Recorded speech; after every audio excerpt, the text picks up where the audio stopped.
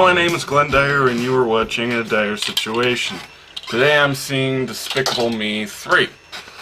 The third movie in the Despicable Me series.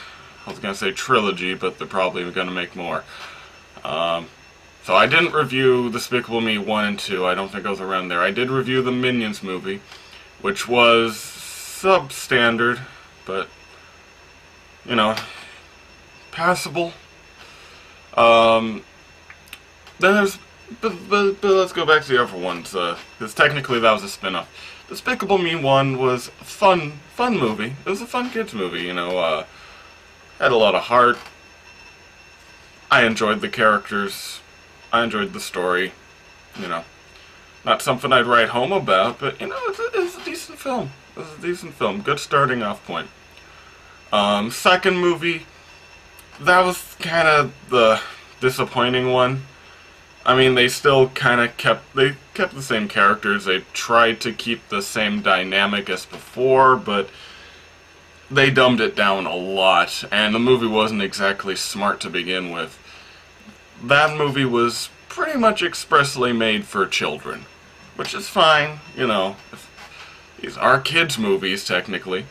So, yeah, if you just want to make it for kids, that's fine. I didn't see anything like wrong for kids, like something that would scar them or something that presented bad morals. So, yeah, if you want to see Despicable Me 2, that's fine. Just I don't think adults would get that much out of it. So now we have Despicable Me 3. What do I think about this? I've seen the posters. I know basically what it's about. I know it's doing the whole long-lost twin brother approach. It's extremely cliched, but again, you know, maybe like younger kids wouldn't know that one. Or maybe he's like the good, evil, good long-lost twin brother because Guru is evil. Well, he's a villain, but he's not really evil. I don't know. Sounds silly. That's the main thing. This sounds very silly.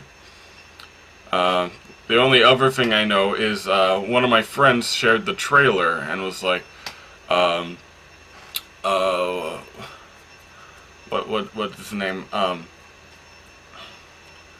The South Park guy, Trey Parker, was voicing the villain, so to say, in this movie. And so, like, he just had, like, a clip from the movie, and I was like, oh, okay, Trey Parker, cool. So I decided to watch it just because of that. It was extremely disappointing because the character never actually said anything. He just moonwalked the whole time. Jesus Christ. I hate that one Facebook friend, by the way. He's a complete moron, but whatever. So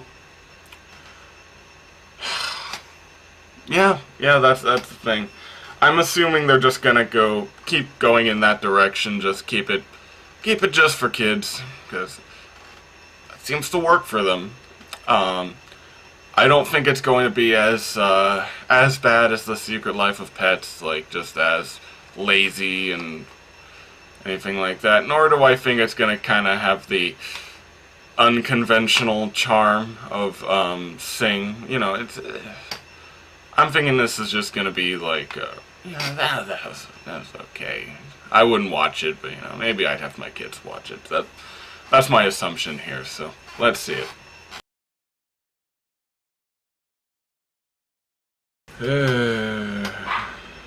Okay, so I guess we're doing this again. Okay, so yeah, I was kind of right though. The movie went more for kids, like even more for kids, like to the point where it started to become kind of annoying how very much it did not care for the adult audience at all. Like the movie's entire extent for like appealing to the parents who have to drudge their kids over to see more Minion crap is we make a bunch of 80s pop culture references. Remember the 80s?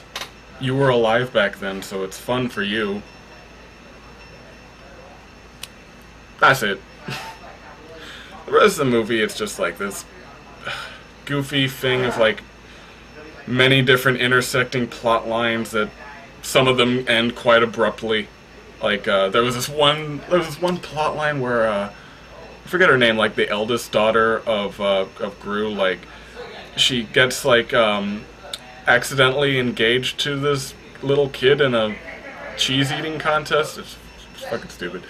And basically there's like a confrontation with like the little kid's mother, and then what's her face, Gru's wife, like she just tells her off, and that's the end of it. And it felt kind of superfluous, and I'm wondering if the only reason that whole thing was in there, that whole little subplot, couldn't have lasted like more than 7 minutes of runtime, I'm not even joking, was just to give the eldest daughter something to do, which is it's never a good idea. And there was a similar thing with the youngest daughter, and the poor middle child, like, she literally had nothing to do except tag along with the youngest. She had nothing in the movie. It's really embarrassing.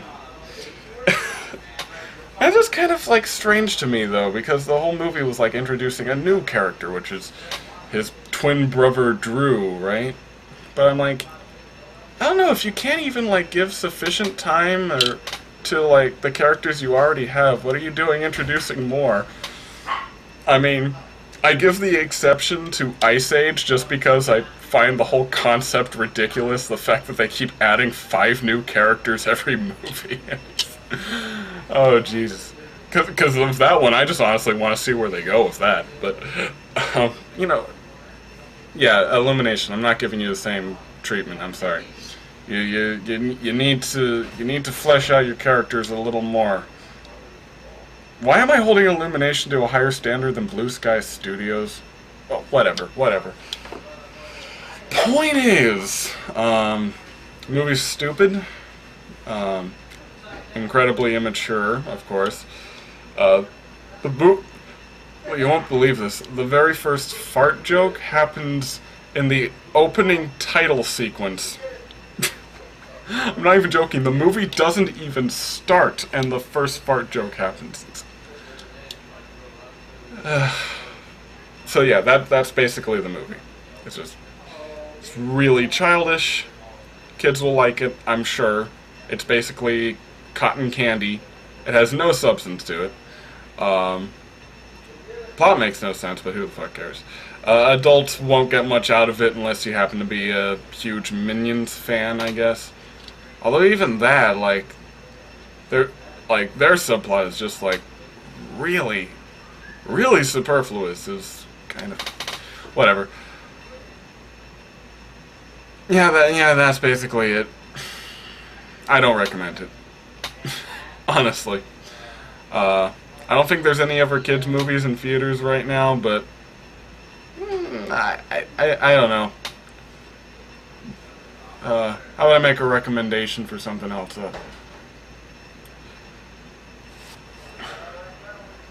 Alright, what's a good recommendation for kids here? Okay, I recommend that you show your kids, the original Highlander. How about that?